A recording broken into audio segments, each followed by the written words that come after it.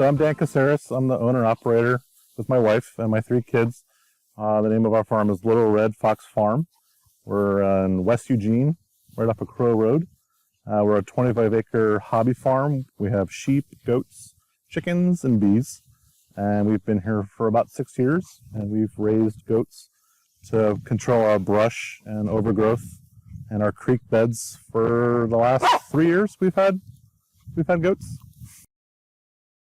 So we've worked with the Long Tom for the last 4 years. We were part of I would say 5 years. We were part of a three-year-long study working with our oak savanna. And working with the Long Tom watershed, we really identified our oak savanna and the oak habitat. We really want to protect the wildflowers that we're growing on our farm. And working with the Long Tom, we were able to receive funds for not only a total overhaul of this clearing out Scotch broom and invasive species, but working with them, we received a grant for our fencing, our rig fencing project that we did 3 years ago with them, which really kind of separated our property from not only the road, but from our neighboring farm.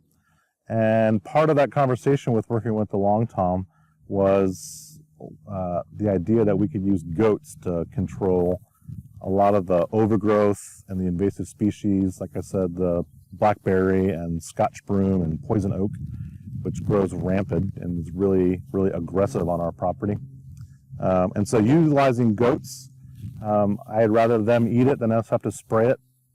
And they're a lot of work to move, but once they're in where they need to go, they just do an incredible job of eating as high as they can and do an incredible job of cleaning up the property. And we just like working with them, and it's a lot of fun to watch them do their thing. There's a saying that the best fence that can hold a goat can hold water. So we use electric mesh fencing from Premier One. It's not a plug, it's just what we use. So we set up our paddocks in 3 rows or 3 or 4 rows, depending on where we want them to go, of 100-foot sections of electrified fence. And they're on a charger. And that's more to keep predators out at night than to keep them in. You know, they're very food-driven animals, so if I have a bucket of grain and they happen to get out where they're not supposed to go, I can always get them back in using grain or using our dogs to help push them back where they need to go. But I will say a bored goat is an escapee artist. So they will get out if they see something scrumptious on the other side of the fence and they've been in their area for too long and there's really nothing left to eat. They're going to get out. They're going to figure out a way to jump over, or they'll just jump the fence and get shocked and get over with. So we're really conscious about keeping the fence energized as much as possible, keeping them not only entertained with things to jump on and get off the ground and look around on, but keeping them rotationally grazed in such a way where they always have a constant supply of food that they want to eat. Fencing, especially at night, because I don't bring them into the barn, because we overwinter in the barn when the weather gets really bad. They're overwinter, and then obviously now we're having babies, so the mamas have access to get out of the sun to take care of their babies during the day. But once the middle of the summer happens, we're going to pasture them out and paddock them into sections where I want them to be. And so at night, it's up to them, and we have a house that they can get out of the sun with, that we drag along with their fencing. But at night, we have issues with coyotes and bobcats and things like that.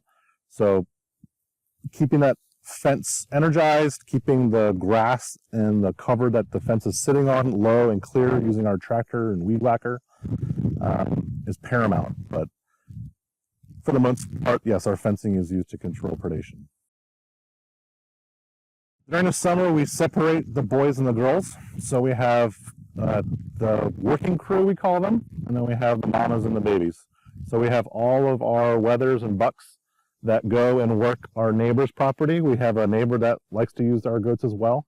So we kind of have this long, big, lazy loop that we loop around the working crew with. And so they'll hit this hill back here, they'll hit the creek beds, they'll really obliterate everything down to the ground. And we more focus our moms and the baby crew onto that low-lying pasture, underneath the trees, not as much pressure as them. And we've noticed that the wethers and the boys really do an aggressive job of just eating absolutely everything that they can get to. And so you have two sets of working crews, and you have two kind of expectations on what that grazing should look like. And as the summer evolves and things dry out, it gets to be kind of a challenge on, well, what are we going to have them eat for the rest of the summer when everything's dried out? So you have to be really strategic on where they're going to end up in the fall, in August, September, October, before that weather starts to turn. So utilizing two groups of goats, a really strategic plan of getting this group into where they need to go and kind of not commingling two groups is, it can be a real strategic feat.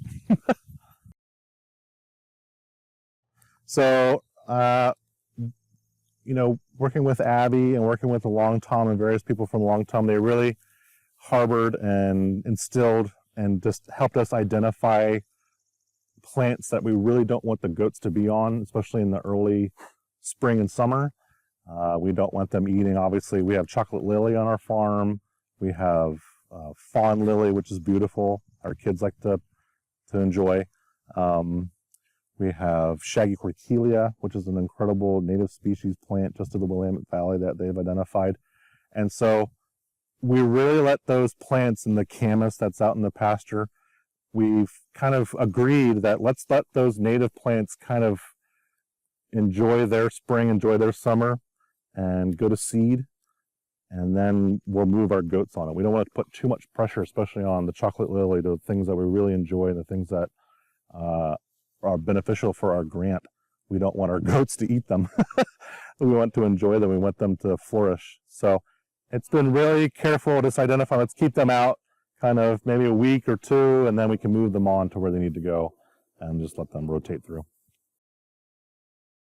So once the goats have moved through and grazed on that blackberry leaves, and they'll eat some of the canes and the tips, then I'll take my tractor and just mow it over and just really put pressure on that blackberry cane system in the late summer.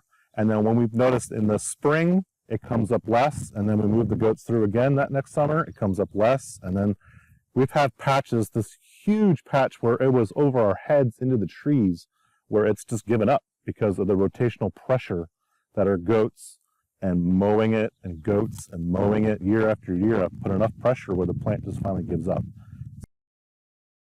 Challenges in the late summer when everything's really dried out and the grass is turned and I've mowed our pastures and they're really primarily hitting the creeks is where we really are careful about where they are, where they have enough food to last them through at least October.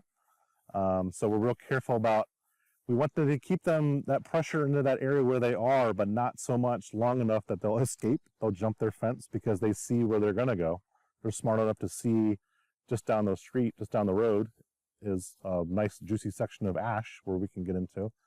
But in the springtime, you know, depending on the size of your flock, they can really do an adequate job of keeping down your pasture to where it's not so weedy and it's not everything gone to seed in the early summer.